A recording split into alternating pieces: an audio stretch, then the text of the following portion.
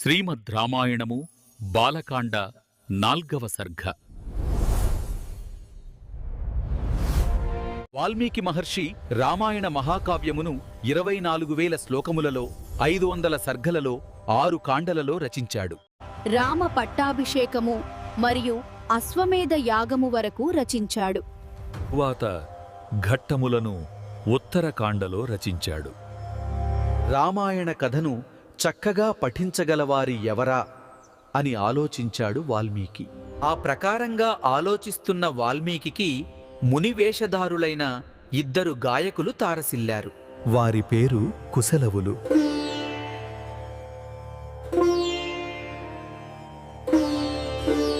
వాల్మీకి ఆశ్రమంలో ఉన్నవారు కుశలవులను చూచి ఎంతో సంతోషించారు. వాల్మీకి తాను రచించిన రామాయణమును ఆ కుశలవులకు ఉపదేశించాడు. వాల్మీకి రచించిన రామకథను రామాయణము అని, సీతాచరితము అని, పౌలస్త్య వధ అని పిలువసాగారు. వాల్మీకి ఉపదేశించిన రామాయణమును కుశలవులు భవ్యమైన కంఠంతో శృతిలయలు తప్పకుండా మృదు మధురంగా గానము చేయసాగారు. ఇంకొక విశేషము ఏమంటే ఆ కుశలవులు రాముని పోలికలతో విరాజిల్లుతున్నారు. వారు ఇరువురు గంధర్వ కుమారుల వలె వెలిగిపోతున్నారు. వారు రామాయణమును అర్థవంతంగా శృతిబద్ధంగా గానం చేస్తున్నారు. సెలవులు కుశలమును రామాయణమును పూర్తిగా కంఠస్థము చేశారు. ఋషుల సమక్షములోనూ బ్రాహ్మణుల సమక్షములోనూ ఎవ్వరూ తప్పపట్టలేని విధంగా గానం చేస్తున్నారు. వీరి కంఠము మధురముగా ఉంది. వీరి జన్మ ధన్యమైనది. ఒక ఋషి కలసమును, మరొక ఋషి వీణను బహూకరించారు. ఆ ప్రకారంగా కుశలవులు రాజమార్గముల యందు వీధులలోనూ రామాయణ గానము చేస్తున్నారు. ఈ విషయము ఆ నోట శ్రీరాముని చెవికి చేరింది. శ్రీరాముడు కుశలవులను తన రాజభవనమునకు పిలిపించాడు. తాను తన సోదరులు మంత్రులు ఉన్న సభలో రామాయణ గానము చెయ్యమని కుశలవులను కోరాడు. శ్రీరాముని కోరిక మేరకు కుశలవులు రామకథను శ్రావ్యంగా మృదుమధురంగా గానం చేశారు. వారికి వీణుల విందు చేశారు. కుశలవులను చూచి శ్రీరాముడు ఇలా అన్నాడు: ఈ మహాజనులారా, ఈ కుశలవులను చూడండి. వీరు మునికుమారుల వేషములో ఉన్నను వీరి మొహంలో రాచకళ ఉట్టిపడుతూ ఉంది. ఇరుగానము చేసిన నా కథ నా మనసుకు ఎంతో ఊరట కలిగించింది. నా మనస్సుకు శాంతి చేకూరింది. వాల్మీకి ఉపదేశింపగా కుశలవులు రాముని ఎదుట గానం చేసిన రామాయణ కథ ఈ విధంగా ఉంది. ఇది వాల్మీకి విరచిత శ్రీమద్ రామాయణ మహాకావ్యములో బాలకాండలో 4వ సర్గ సంపూర్ణము.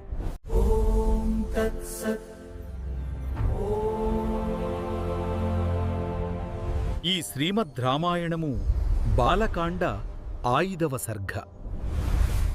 పూర్వము ఈ భూమినంతా ఎందరో మహారాజులు, చక్రవర్తులు పరిపాలించారు. సగరుడు అనే మహారాజు సాగరమును త్రవ్వించాడు అని ప్రతీతి. సగరుడు త్రవ్వించాడు కాబట్టి దానికి సాగరము అని పేరు వచ్చింది అని నానుడి. సగరుడు ఇక్ష్వాకు వంశములోనివాడు. ఆ సగరునికి 60,000 మంది కుమారులు ఉండేవారు. ప్రస్తుతం మనము చదువుతున్న రామాయణము కూడా ఆ ఇక్ష్వాకు వంశ రాజుల చరిత్ర.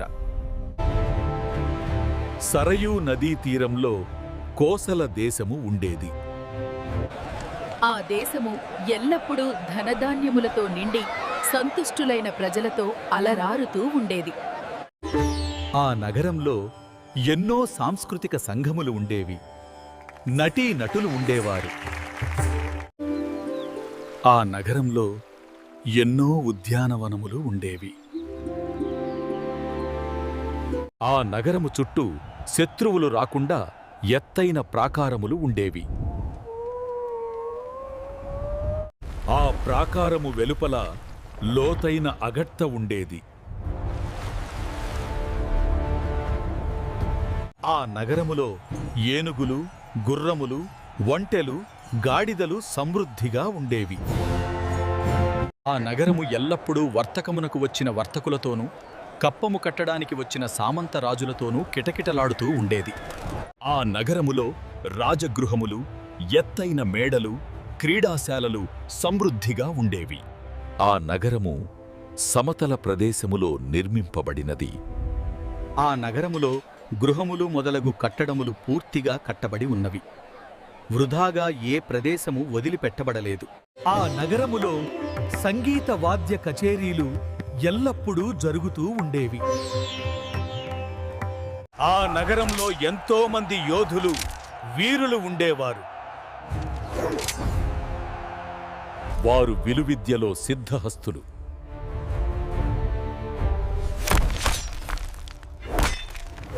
శబ్దవేది విద్యలో ప్రావీణ్యము సంపాదించినవారు. మానవులకు హాని చేయు క్రూర మృగములను,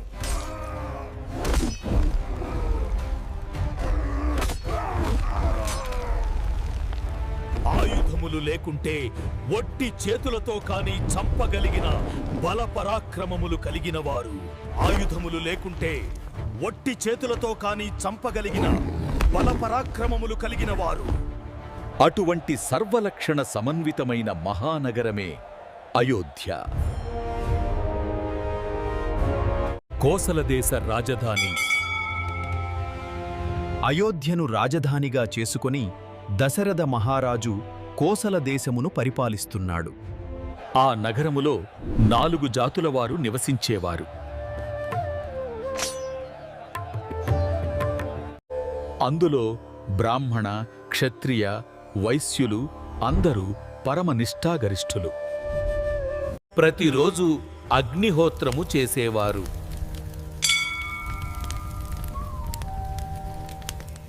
వారందరూ వేదాంగములు చదివినవారు.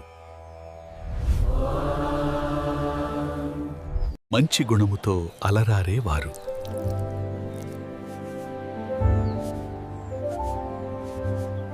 నిత్యము అతిథులకు అన్నదానము చేసేవారు.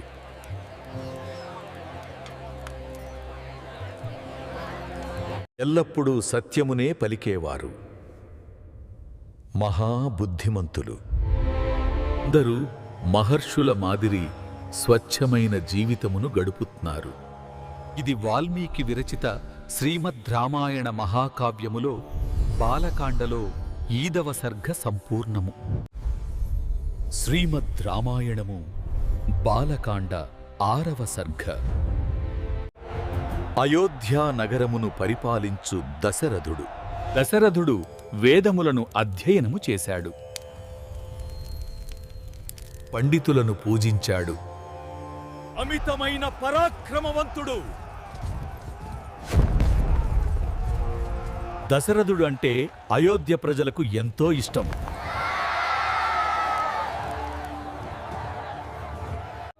ప్రజలను కన్నబిడ్డల వలె పరిపాలించేవాడు. దశరథుడు ఎన్నో యజ్ఞములను, యాగములను చేశాడు. రాజర్షి దశరథుని మంచితనము 3 లోకములలో చెప్పుకొనెడివారు. దశరథుడు తన శత్రువులకు భయంకరుడు.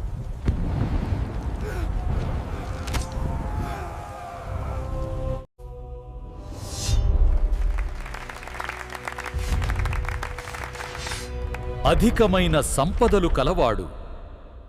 అన్నింటికంటే గొప్ప విషయం, దశరథుడు తన ఇంద్రియములను జయించినవాడు. జితేంద్రియుడు అని పేరుగాంచాడు. దశరథుడు ఎల్లప్పుడూ సత్యమునే పలికెడువాడు. అసత్యము అన్నది ఎరుగడు. పూర్వము మనువు ఎలా పరిపాలించాడో ఆ ప్రకారము పరిపాలన సాగించాడు దశరథుడు. ఇంకా అయోధ్యలో ఉన్న ప్రజలందరూ విద్యావంతులు, నిత్య సంతోషులు, ఉన్నదానితో తృప్తిపడేవారు, ధర్మము తప్పనివారు, వేదములను చదివినవారు, అత్యాశాపరులు కారు. దశరథుని రాజ్యములో పేదవాడుగాని విద్యలేనివాడు కాని మచ్చుకు కూడా కానరాడు. కాముకులు, లోభులు, క్రూరులు, నాస్తికులు కూడా వెదికినా దొరకరు.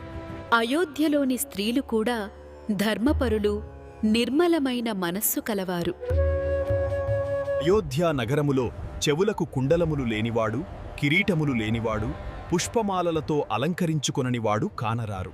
ప్రతిరోజు అభ్యంగన స్నానము చేయనివాడు అయోధ్యలో ఉండడు. కడుపు నిండా భోజనము చెయ్యనివాడు కాని, అతిథికి పెట్టకుండా తాను తినేవాడు కాని అయోధ్యలో లేడు. దాన ధర్మములు చెయ్యనివాడు కాని, ఇంద్రియ నిగ్రహము లేనివాడు కాని అయోధ్యలో లేడు. అయోధ్యలో దొంగలు లేరు, దొంగతనములు లేవు. ఏ వర్ణము వాడు వాడికి విధించిన పని మాత్రమే చేసేవాడు. యజ్ఞములు యాగములు చేసేవారు, బ్రాహ్మణులు నిత్యము అగ్నిహోత్రము చేసేవారు, స్వంత భార్యతోనే సంగమించేవారి.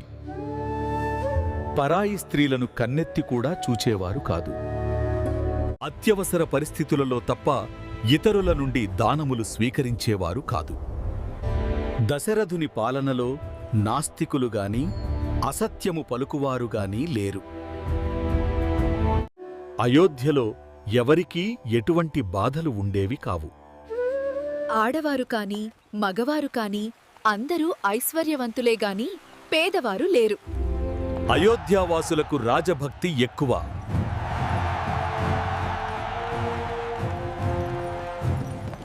అందరూ దీర్ఘాయుష్యులు. పెద్దవారు బతికి ఉండగా చిన్నవారు చనిపోవడం ఎరుగరు. బ్రాహ్మణ క్షత్రియ వైశ్య శూద్రులు తమ తమ వృత్తులను నియమం తప్పకుండా చేసుకునేవారు. అయోధ్యలో యోధులకు కొదవలేదు.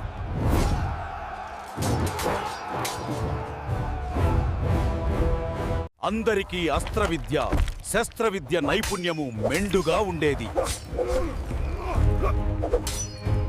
అయోధ్యావాసులు కాంభోజ, బాహ్లిక దేశముల నుండి అశ్వములను తెప్పించుకొనెడివారు. వింధ్య పర్వత ప్రాంతము నుండి ఉత్తమ జాతి ఏనుగులను దిగుమతి చేసుకొనెడివారు. భద్రగజములు, మంద్రగజములు, భద్రమంద్రగజములు, మదగజములు. అయోధ్య చుట్టూ 2 యోజనముల దూరములో శత్రువు అనేవాడు లేకుండా రాజ్యపాలన సాగించాడు దశరథుడు.